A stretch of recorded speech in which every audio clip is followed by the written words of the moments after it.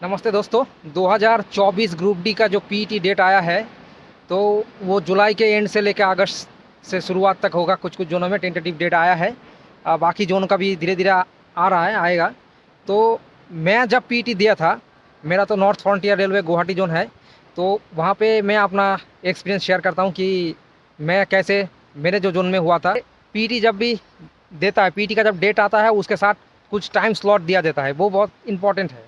देखिए, जो जुलाई के एंड में होगा, अगस्त के शुरुआत में या अगस्त में होगा, तो बहुत ही गर्मी का टाइम होगा। तो इसमें आप लोगों को कुछ चीज़ों का ध्यान रखना है। जैसे कि टाइम कुछ टाइम से बुलाया जाता है, जैसे 6 बजे हो गया, 8 बजे, 7 बजे, ऐसे करके टाइम स्लॉट में बुलाया जाता है। लेकिन ज़रूरी ये नहीं है कि आपको 6 बजे बुलाया गया, 7 बजे बुलाया गया तो 7 से 8 बजे के बीच आपका रनिंग हो जाएगा, ऐसा नहीं है।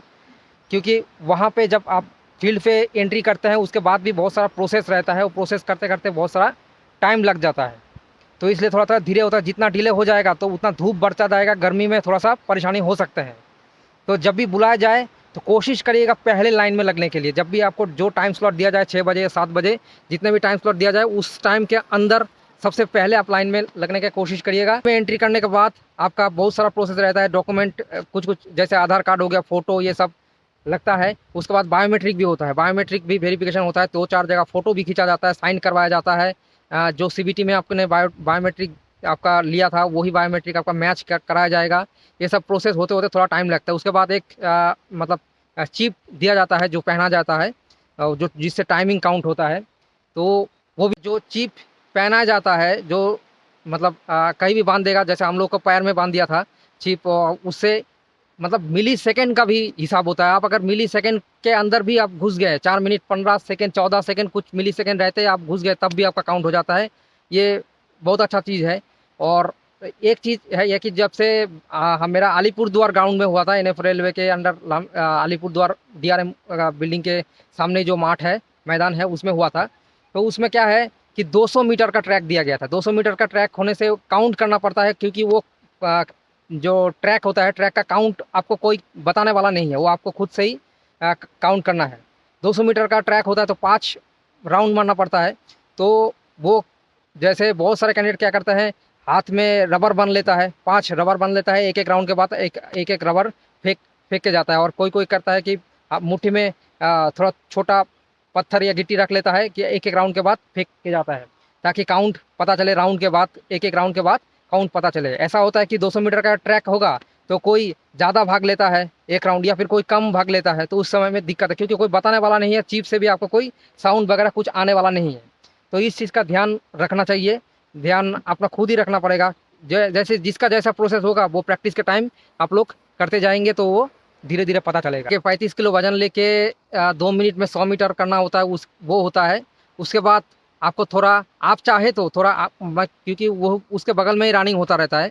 उसके बाद थोड़ा सा जो चाहता है थोड़ा सा रेस्ट करने के लिए रेस्ट भी कर सकता है। मतलब रेस्ट करने के बाद थोड़ा बाद वो रनिंग के लिए आता है। जैसे मेरा जब हुआ था, पहले वजन लेके रनिंग किए, उसके बाद थोड़ा उधर स्टेडियम टाइप रहता है, तो उधर सब लोग बैठ के रेस्ट करते हैं। रेस्ट करने के बाद दौड़ चालू होता है।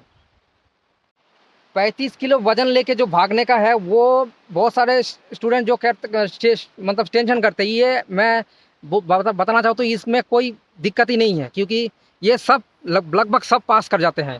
पहले डर लगता है, लेकिन कुछ है ही नहीं, ये बहुत ही ईजी है। और 35 किलो वजन उठाने के मतलब जब पहले स्टार्टिंग होगा, वो आप कितनी भी बार कोशिश कर सकते हैं, जितना बार आपको लगे कि जब तक आप कंफर्टेबल नहीं हो, तब कितनी भी बार आप कोशिश कर सकते हो। आप गिर जाए कोई दिक्कत नहीं, लेकिन एक बार अगर आप चालू कर दिए, दौड़ना चालू कर दिए वजन उठा के, वो एक पट्टी बंधा रहता है, उसके अगर क्रॉस कर गए तो उसके बाद आपका टाइमिंग चालू हो जाता है। उसके बाद आपका मतलब वजन गिराना नहीं है, वो गिर गया तो आपको डिस्क्वालीफाई कर देगा। तो ये चीज़ भी ध्यान रखना पड़ता है कि पहले आप कंफर्टेबल हो जाइए, उठा के अपने कंधे पे उठा पे, या फिर जैसे भी आप प्रैक्टिस किए हैं वैसे आप कंफर्टेबल हो जाइए। उसके बाद आप दौड़ना चालू करिए। वो आराम से, दौड़ना भी नहीं पड़ेगा, चल के भी जाएंगे तो कोई दिक्कत नहीं है। 2 मिनट बहुत टाइम होता है। 100 मीटर ऐसे भी आप आराम से जा सकते हैं। धीरे धीरे आराम से जाइए। उसके बाद थोड़ा रेस्ट भी ले सकते हैं। रेस्ट लेके आप मतलब रनिंग में लग जाइए। और रनिंग में क्या होता है कि एक साथ बहुत सारे स्टूडेंट को एक साथ भगाया जाता है, तो कोशिश करिएगा कि जो भी आपके साथ आगे भाग रहा है उसको ओवरटेक करने का कोशिश करिए, क्योंकि टाइम तो आपको कोई बताने वाला है नहीं। आपको खुद से ही टाइम काउंट करना है और राउंड भी काउंट करना है। तो वो कोशिश करना है कि आगे वालों को बीट करते जाए। तो आगे वाले अगर को आप बीट करते जाएंगे, ओवरटेक करते जाएंगे, तो वही उसी से आप समझेंगे कि आपका रनिंग ठीक है। तो यही होता है, रेलवे वाला का कोशिश यही है, जितना सुबह होता है, जितना सुबह हो सकता है उतना सुबह करा लेता है रनिंग। और अगर मौसम, क्योंकि धूप तो होता है, गर्मी का टाइम भी है और बारिश भी हो सकता है, बारिश होने से थोड़ा दिक्कत तो है, लेकिन गर्मी नहीं रहेगा, ये भी एक बात है। तो कोशिश करिएगा आपको जो भी टाइम दिए जाए उससे, वो टाइम के हिसाब से आप पहले लाइन में लगने का कोशिश करिएगा, और जल्दी से जल्दी लाइन में लगने के बाद प्रोसेस जितना जल्दी वो आपका हो जाएगा उतना आपके लिए अच्छा है। तो जब भी आपका टाइमिंग आ जाए वो उस टाइम से आप कोशिश करिए पहले जाइए। दूसरा, आप राउंड अपना काउंट करिए सही से, और गर्मी का हो तो उसका थोड़ा ध्यान रखिए, ठंडा पानी वगैरह, वो जो भी एनर्जी ड्रिंक वगैरह पीते रहिए, ग्लूकॉन डी वगैरह पीते रहिए, और प्रैक्टिस करते रहिए, आराम से हो जाएगा। और वजन का वो टेंशन नहीं लेना है, रनिंग का थोड़ा बहुत आप प्रैक्टिस करिए, आराम से हो जाता है, वो कोई दिक्कत वाली बात नहीं।